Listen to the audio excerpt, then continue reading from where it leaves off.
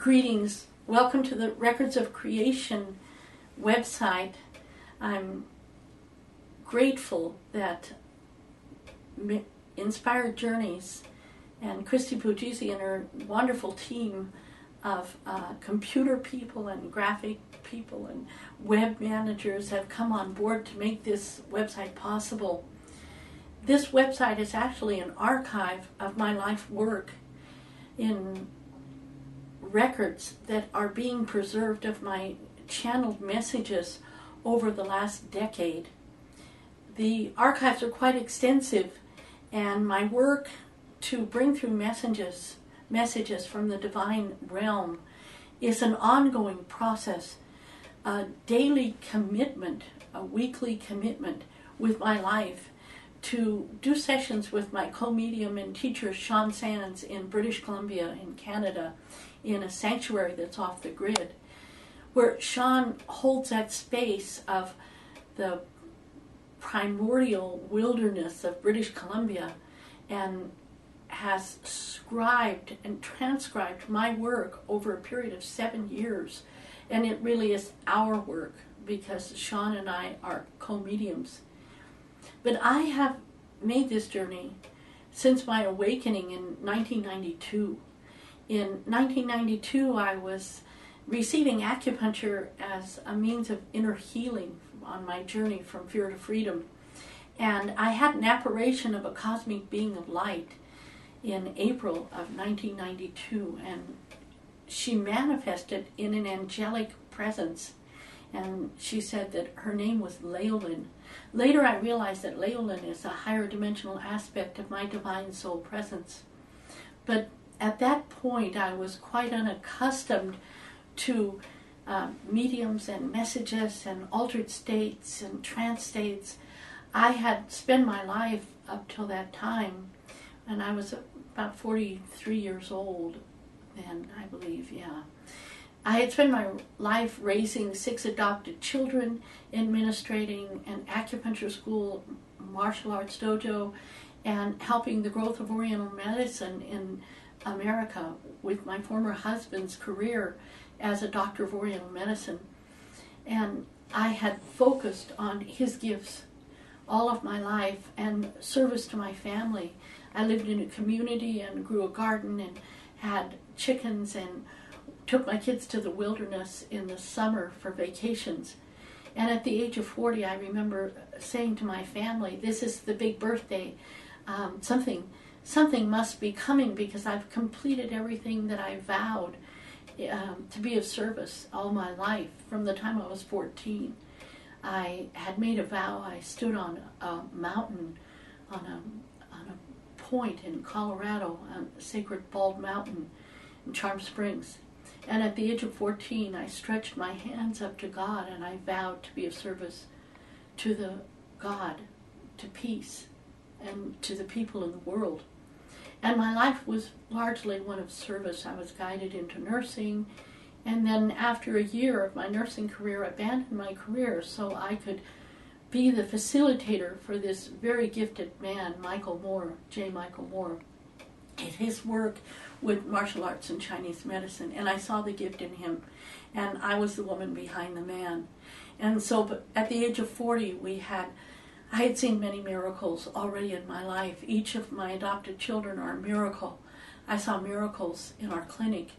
And I was never really attached to money, nor am I an escapee from Western civilization or corporate America.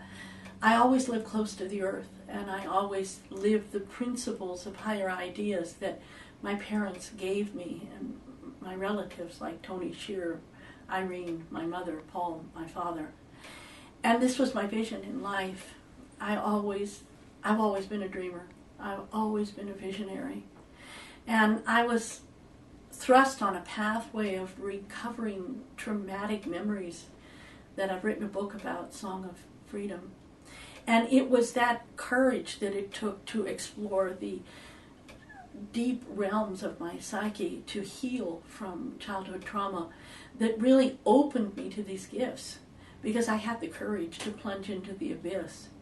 And there in 1992, when I had this aberration of Leolin, cosmic being of light, I knew somewhere deep in my soul that I was being touched by something that was so blessed, because it wasn't just a light experience. I felt like I was taken into the presence of God that day. I felt like I was at one with the Holy Spirit, and I agreed to be a messenger of the light. And I immediately, that day, I opened up to channel. And it wasn't until 6 months later that I finally said to my acupuncturist, Gaynell Keefe, I said, Gaynell, how come these muscles hurt every time Leolin comes through to heal me and teach me things? And she said, it's because you're channeling. I said, I'm doing what? And I didn't ever pursue this. It came to me. And that began a 7-year period of healing, initiation, and visionary experiences, that my visions of Jesus were validated by the Episcopal Church as an authentic Christian mystical experience. And I was cast on a pathway of light and experience that was constant action and very intense. And finally, in 1999, when my uncle gave me the talisman, Tony Shear gave me the talisman, and I was called on my first mystical journey to Mexico, I was compelled. There was no going back. There was no hesitation.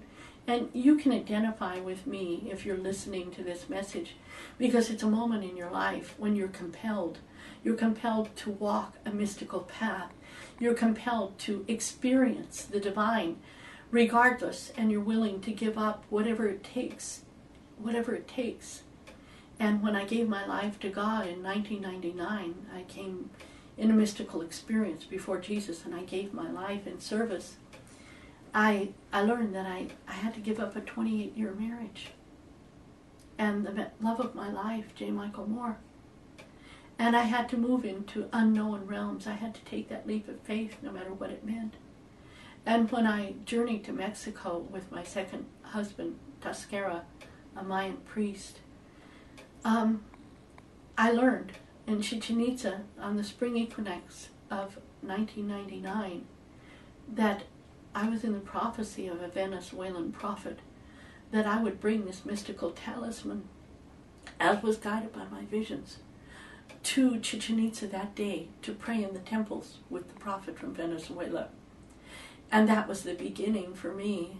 Shortly after that, I began channeling the crop circle messages and worked with Barbara Lamb and later Johann Kaiser to bring through a whole archive of messages from the Arcturian circle makers as to the mysteries of the crop circles. And later, what I was channeling was validated in many ways by researchers. And I had to continue, even though people, friends didn't understand, family members didn't understand. My dearest friend, J. Michael Moore, could not understand me, my first husband. And I had to move into the light and on this journey.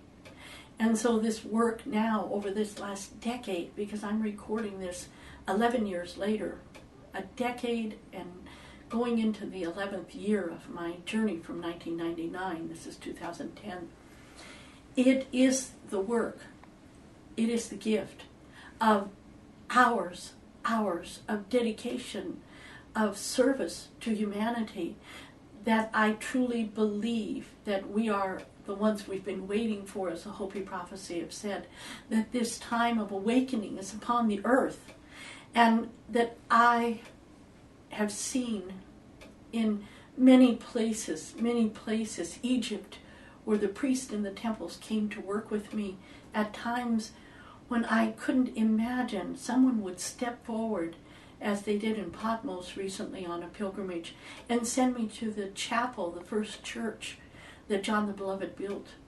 And I've been guided like that from a mysterious intelligence beyond the veil. Every moment I've been guided. And I'm inviting you through this website to explore your own mystical journey. Read what you want to read. Experience what you are guided to. And remember, from the beginning, there were two things Leolin taught me. She taught me no expectations, please.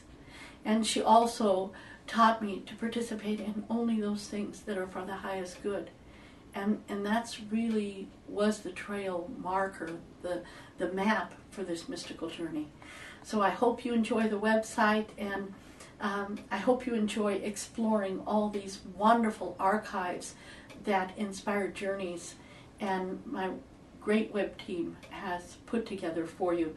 I recommend you start with Tatiana's inspirational video of I Pray for the Children, because that's the heart and soul of this project. And namaste, namaste, my heart to your heart. I welcome you to make the journey.